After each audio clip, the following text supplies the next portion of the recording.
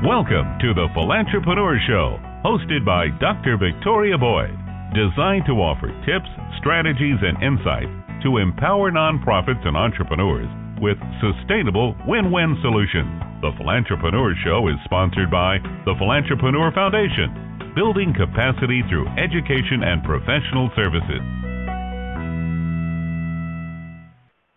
Hello, everyone, and welcome. This is Dr. Victoria Boyd, president of the Galaxy Group and editor of the Philantrepreneur Journal, and my great co-host, Heidi Anderson, founder of Credit Cares and president of Electronic Commerce International. We are thrilled to bring you the Philantrepreneur Show today. Heidi, I've missed you. What have you been up to these days? Oh, yeah, we were exhibiting actually a couple of weeks ago at this huge trade show in Las Vegas, and so I missed our show, and it was really a bummer. But I was so thrilled to have Susan Daines, the team, step in for me. I listened afterwards, and she really did a great job. And I'm happy to be back here today to introduce our guest, Dena Patton. So Dena and I are both members of the Phoenix eWomen Network chapter, and I am just so impressed by her work as a transformational business coach. She empowers women to create great businesses and be great leaders.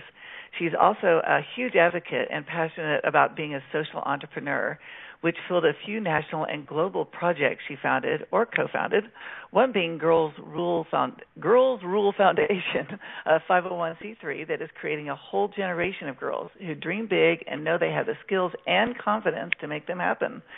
She's creating more great leaders.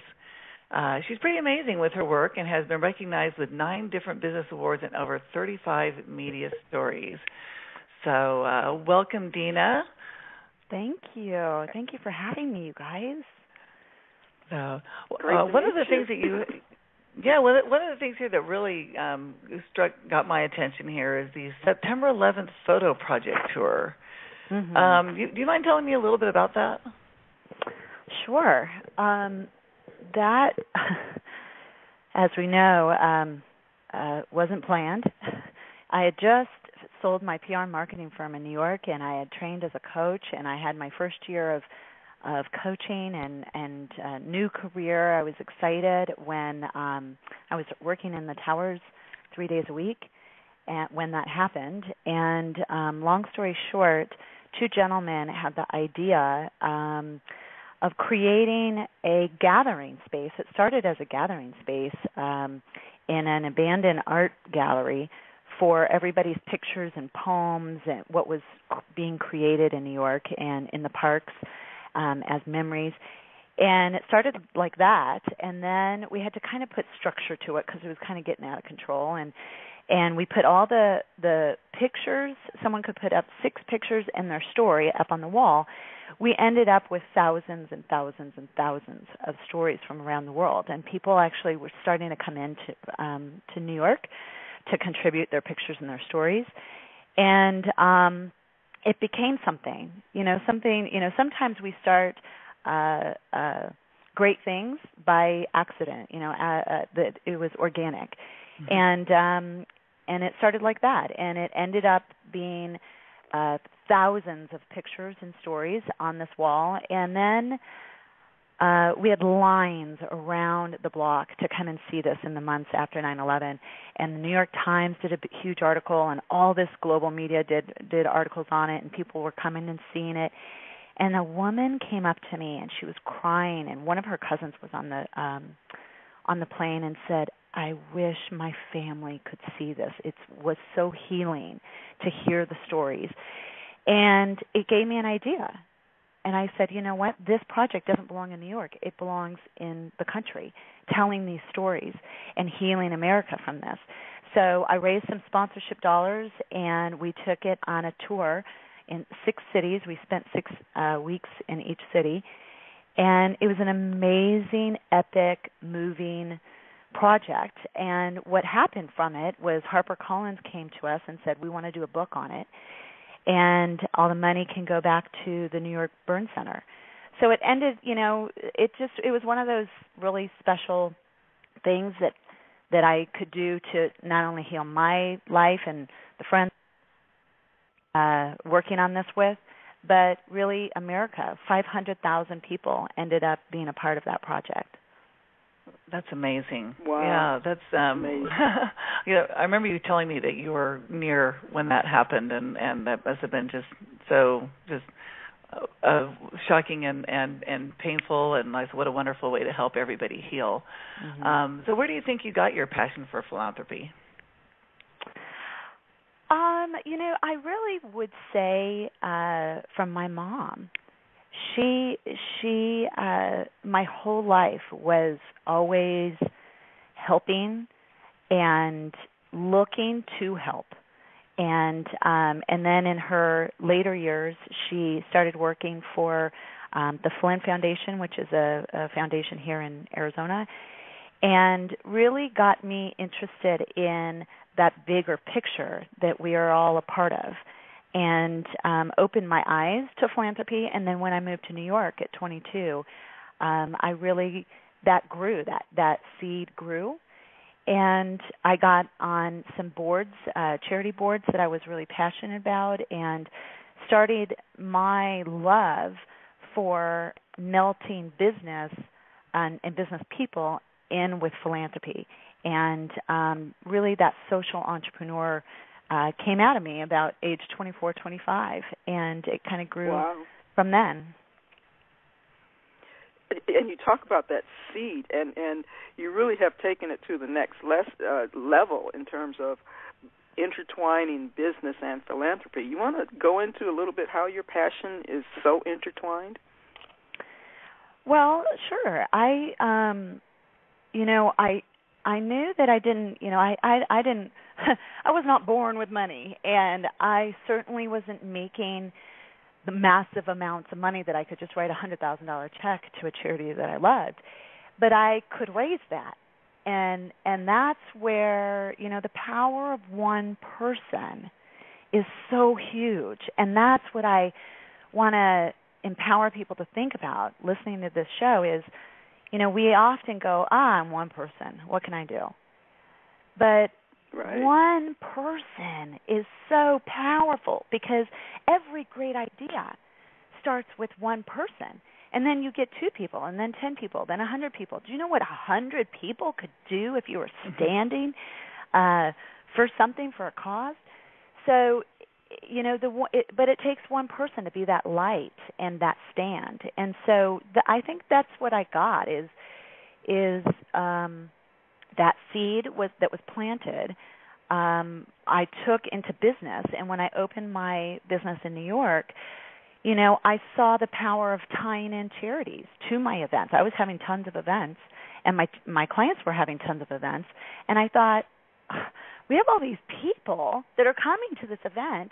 Why don't we tie in a charity to this and have it really be a win-win? And I saw how easy that was, and just one person have that idea and tie that in. And so that's where it started is really working with charities that I loved and that I stood for and tying them into events and helping them raise money. And, we always think, $5,000, please. What can that do to a charity? And given I now own a charity, a small charity, $5,000 is life-changing to a small charity. Yes. Maybe not to the Cancer Society or Red Cross. That's it all adds up. But to a small or medium-sized charity, that's a lot of money. So, so that's where we could impact. We could raise $5,000, $10,000, $20,000 with a small event that we're already having. So that's where it started. And then I really met a lot of people in New York that loved philanthropy, loved charity, and it really became, a club of what projects are we doing and what are we standing for and what are we doing with our businesses that are really making an impact in the world of the nonprofit sector. And we just kept asking ourselves that and growing in that and incorporating more and more. And then, the 9/11 project happened, and that took on, as I shared before, it took on its own charity part because we tied into that hospital and raised them a whole bunch of money for the burn victims of 9/11, and then it's grown from there. But that's, you can keep it very simple and tie in a charity that you love into your products or your services of your business. Or maybe it's your time. Maybe it's not money first. Maybe it's just time that you and a couple of your employees volunteer once a month. And then you grow into the bigger philanthropy as you grow as a business. Well, I love that. Like you said, yeah. Go ahead. Sorry. No, that you made it a point to make the give back, the charity part of all of your business plans, any business that you've ever had, and that you encourage it in other entrepreneurs, which obviously a philanthropic entrepreneur is a full entrepreneur. So, right. And it is. It's part of my business model. I don't do any projects. And now as a business coach, it's awesome because not only am I helping them build their business, but if they don't have a philanthropic piece of their business, I introduce them to that. And, that's wonderful. Over 500 business owners I've done that with. And that's the point I was getting ready to make, that across the nation, the whole business structures are being legislatively put into effect with the B Corps and the L3Cs, which really supports creating those strong models to have community impact for businesses. It's really helping us out a lot to have the validity. Fantastic. Absolutely. What's some of your favorite charity projects? Oh, gosh. Oh, they're all so different. I love them, and they are so different. I mean, you compare the 9/11 project with the Summer Spa series that I created here in Arizona. That's very girly and fun, and 8,000 women have participated, and we raised tens of thousands of dollars for Fresh Start Women's Foundation. Super fabulous, super fun. But I would say, those are all, they each have a place in my heart, and how we did it and why we did it.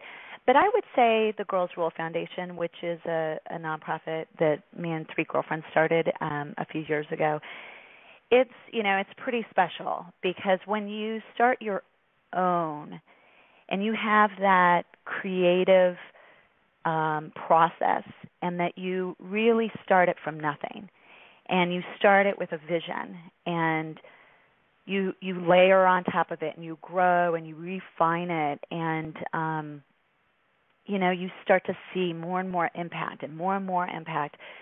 That's pretty special. It's pretty amazing. So I would say that one. I would say the Girls Rule Foundation. Well, and part of what we talk about, part of what we talk about here on the show is creating a win-win situation between the business and the nonprofit, where there's kind of a cycle of reciprocity. In that vein, how do you feel the projects you've created have actually benefited your business?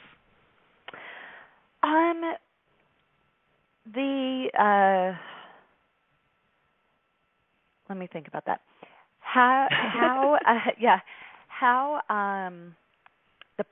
There was a program I created 7 years ago called Chat Chew and Chocolate, and the Girls Rule Foundation was our dedicated charity that we would give 10% to.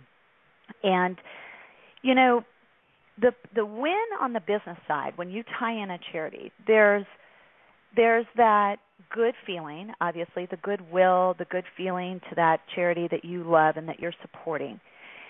The win is that when, for us in Chat Chew and Chocolate, we had 15,000 women in that program, and when we talked about our charity, when we talked about Girls Rule, people lit up that there is that heart piece of your business, especially women. I mean, women love it, but men love it too. I think that women, I think consumers, as a general rule, respond to businesses that have a heart piece, have a philanthropy piece to their business. It makes them feel comfortable that you have that, and they feel inspired. So for me, I saw a lot of women, step into volunteering, to donating, to helping the cause through my business. And to be that gateway as business owners, to be the gateway between consumers, who could be volunteers or donors, with your charity, that's a pretty powerful feeling. So there's the feelings and the goodwill and the gateway and all that. And then there's the, just good business. I think, we attracted a lot of women who trusted our brand and loved our program because we had a heart piece of it. Absolutely. So I just think it's really, I think it's good for business. Yeah, you really get to attract like-minded people. Right. And it just shows that the business, it's not all about profit. It's about caring. And right. And people gravitate to people, and organizations that show that face and side to what they're doing. Now, earlier you said you were in New York when you moved there when you're 22, but now I think you're in Phoenix. So what brought you back to Phoenix? Well, I had 8 great years there and great success emotionally, spiritually, financially. I had lots of fun. It was in the kind of heyday of New York. And, after the 9/11 tour, I was on that for a year. I came back to New York, and, you do a lot of reflecting. And for me, it was what's next for me in New York. I really got this peaceful feeling that nothing is. I had the fun. I had the success. I got, I built and sold the business. I started another business. I started was part of that, the founding partnership of the 9/11 Project. I did what I wanted to do there, and it was done, and I was complete. And I called my mom, and I said, after 8 years of begging me to come home, I called her, and I said, guess what? I said, I'm coming home. And so on 9/11/2002, I really wanted a new memory for that day, especially being the spokesperson for the tour, and I worked with the Pentagon, and I was really deeply engrossed in that project and that world. I really needed a new memory for it. And so on that day, a year later, I moved home, and now that day reflects my coming home instead of the tragedy. And so I came home and to start a new life here and a new chapter, and got married and have a daughter here, and I've been here now 10 years, or now 11 years. Yeah. Well, what a great way to reframe, such a horrible event, but to reframe it and have such a positive memory and placement. That was wonderful. That was really wonderful. It was great. Okay. It was great. It is time for our commercial break, and so we will be right back in just a few moments. Hey, are you a small business owner like me who wants to make a charitable contribution and needs easy access to charitable giving sources that you can automate for your business for free? Then I invite you to visit www.credit-cares.com. They have charitable giving options using their innovative merchant platform that helps nonprofits raise money and helps merchants make contributions at no additional cost to them using the products and services of Electronic Commerce International. Our giving options are easy to set up for small business. So if you have a business entity, we can donate in your business name. Go to www.credit-cares.com and see how you can make a difference every day by doing what you already do. Go to www.credit-cares.com and fill out the form or call 855-782-2737 for more information on how your business can be a difference maker in your community. Welcome back to the show, and with our very special guest, Dena Patton. It's been really, really great talking to her and listening to her perspective. Getting right back into these questions, both entrepreneurs and philanthropists solve a problem. That's the definition of who they are. You are so passionate about both. What would you tell listeners you have found to be the biggest value for you?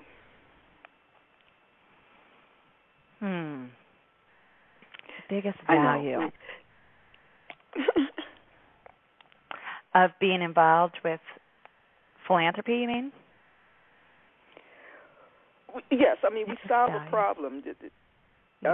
Both entrepreneurs and philanthropists. We solve. Yeah. I would say, this is the great thing about entrepreneurs. We're really creative, and we have unlimited amounts of opportunities and creativity to solve problems in the business world. Well, philanthropy does the same thing. It solves social problems. And so that's why I love the marriage between it. And I want more. Every time I do a lot of keynote speaking around the country and on business subjects, but I always tie in the encouragement to bring in philanthropy into your business, because it's really the same. As an entrepreneur, you really are a philanthropist. You're creative, you're solving problems, but what we want to do is have them make that marriage official and tie into a charity that you love, because like Credit Cares, there's so many ways as entrepreneurs that we could be giving to our local charities or our national charities that doesn't cost us anything. And that's where I want to start marrying, I've been talking about it for 10 years, but that's where I encourage people to do, is step into, really ask yourself as a business owner, why don't I bring in a philanthropic piece into my business model? And how can I do that with ease? And a baby step. And again, I think a lot of entrepreneurs just think it's so complicated and so big and all of that. Start with something like incorporating Credit Cares as your merchant account, or just donating 5% of your product sales to the charity that you really love. Just start there. Or maybe just tying into your next event, tie in a charity, or volunteering once a month. Start with a baby step. It's absolutely, even with the Philantrepreneur Journal, our ads now, ads for a cause, 10%. And I really had to do nothing. 10% goes to charity for every ad that's purchased. So it is a simple process. It's just saying yes, I'll do it. It's just saying yes, right. Saying yes, I'll do it. Absolutely. I want to add to that really quickly, though, is that back to the win of as a business owner, this is the thing. When you tie into a charity, it gives you, again, I'm talking about the win for business owners, it gives you something else to talk about, especially on social media.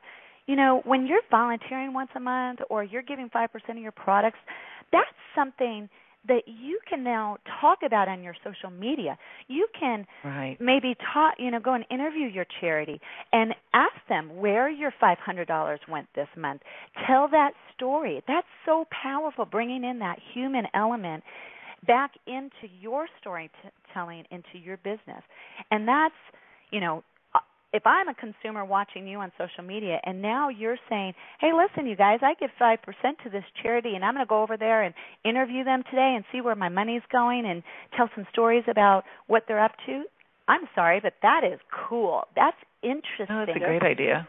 Especially in the world of videos and social media, you could be telling that story. And that now your coolness and my just went up, and my ability and my inspiration to buy from you is that much stronger. Right, and you're drawing attention to a cause that you care about all at the same time. So it's, once again, it's that wonderful win-win-win. Yeah, exactly. And that actually sort of answered that next question that we had for you. I'm sorry about that. I thought it was just one of those things that pop in your head about what the win is for the business owner. But I do think that's you talked about big. Internally it's feeling good. What it's helping the business. Externally it's how you're helping and having impact, and how people are feeling about you. So that. You're impacting and having effect both internally, if you have employees or even if it's just you, and externally. That is so important. Wow. Yeah. you're really tapping into the core of who we are as and our message within the Philantrepreneur things that we do. Great. You are creating those win-win relationships. It's exciting to see that it is out there. Yeah, and it is.